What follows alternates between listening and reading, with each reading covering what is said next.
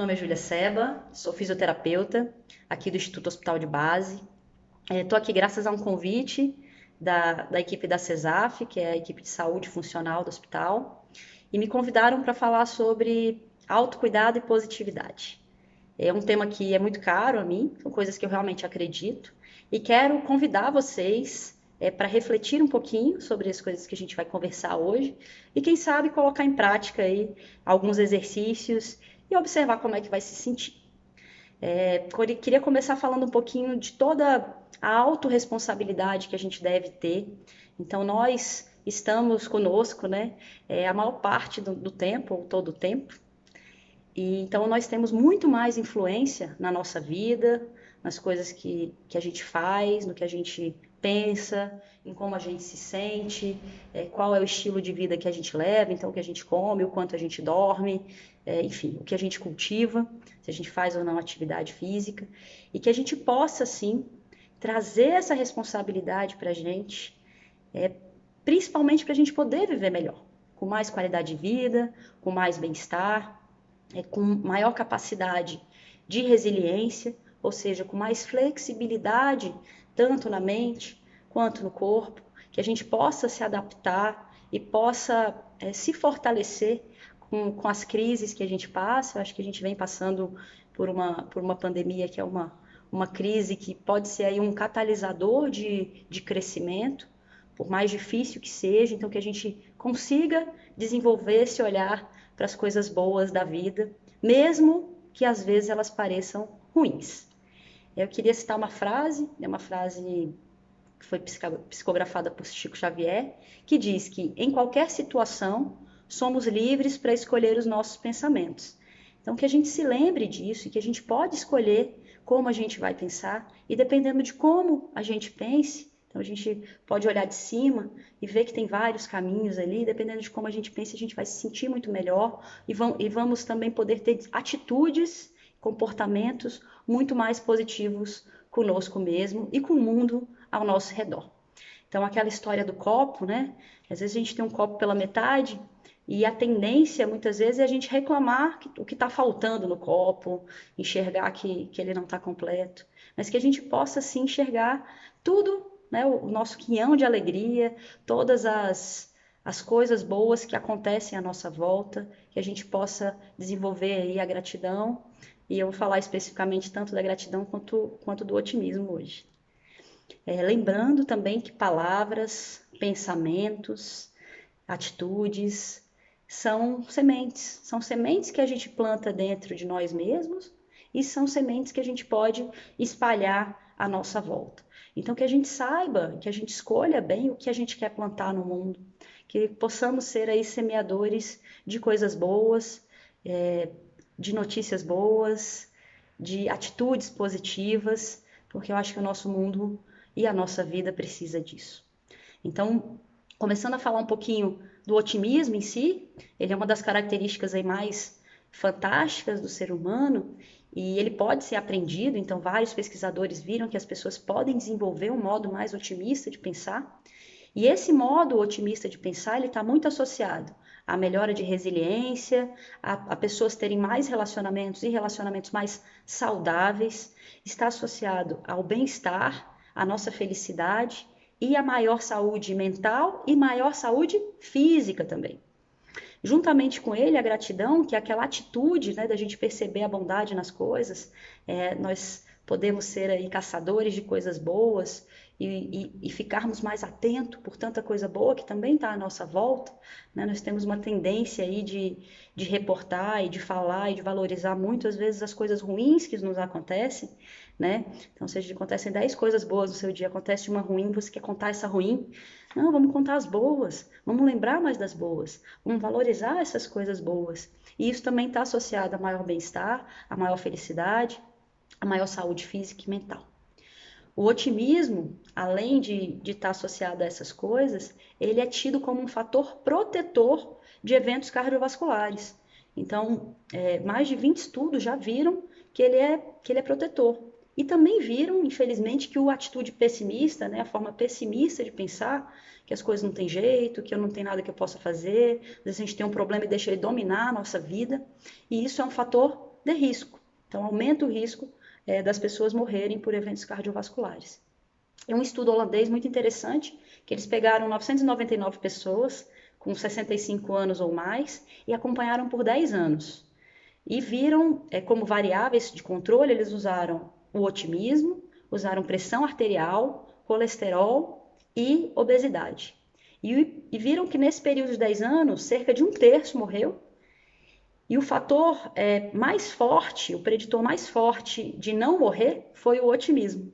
Então, o fator protetor maior, que foi mais relevante, foi o otimismo e não as outras variáveis físicas. Então, cada vez mais a ciência está mostrando coisas que muita gente já acreditava, que existe, que nós somos seres integrais, que existe uma conexão muito forte nos nossos pensamentos, nossas emoções, com o nosso sistema neuroimunoendócrino, então com o funcionamento total do nosso organismo. Então, se a gente tiver um bom estilo de vida físico, aliado a um bom estilo de vida mental, né, com propósito de vida, enfim, com relacionamentos saudáveis, com fatores psicossociais aí que são inerentes para o ser humano viver bem, né, aí sim a gente vai ter uma saúde completa. Tá?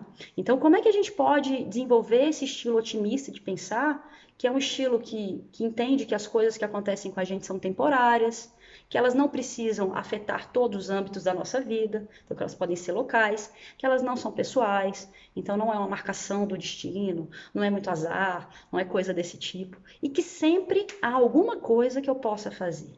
E aí é aquele pensamento, eu preciso aceitar o que eu não posso mudar e focar os meus esforços, focar a minha atenção, o meu comportamento no que eu posso controlar. Não deixar aquilo invadir a minha vida de uma maneira destrutiva, vamos dizer assim.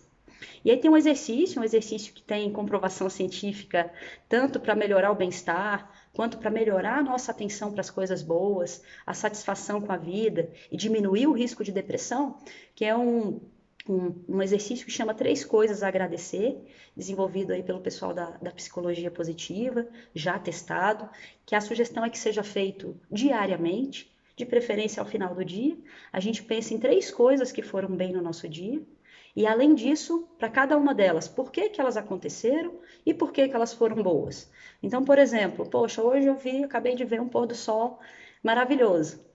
E foi maravilhoso por quê? Porque a luz estava linda, o céu, as outras nuvens, toda a composição do verde, né? Meio seco nessa época, mas lindo, com o ipê florido, tímido, mas lindo. E, e por que aconteceu? Porque eu saí de casa, porque eu quis dar uma volta, né? Fui dar uma volta com a minha cachorrinha, que foi uma outra coisa boa, né? Que ela fica muito feliz. E eu também, porque eu pude observar essas coisas, pude sentir uma brisa. E aconteceu porque eu saí de casa. Então, além da gente pensar em uma coisa que foi boa, que pode ser qualquer coisa, pode ser uma coisa relacionada ao trabalho, a relacionamento, a coisas que a gente vê e que a gente gosta, a gente também trazer por que elas aconteceram, e a gente vai perceber que a maior parte das coisas boas acontecem porque a gente presta atenção nelas, porque elas estão aí à nossa volta. Então a gente parar e mudar um pouquinho o nosso olhar para o mundo, né? E também é isso, a gente vai perceber que a gente está nesse domínio e que nós podemos ter mais bem-estar, que a gente pode ter um dia a dia mais feliz, mais tranquilo, que a gente tem que se empoderar. Então, uma medicina que vem crescido muito é a medicina do estilo de vida, que é justamente a gente prevenir e tratar também problemas que a gente eventualmente tem de maneira como modificação de comportamentos. A maior parte das doenças crônicas que atingem hoje a humanidade tem vários fatores que são modificáveis. E não só a gente ficar medicamentalizando as coisas, né? Enfim.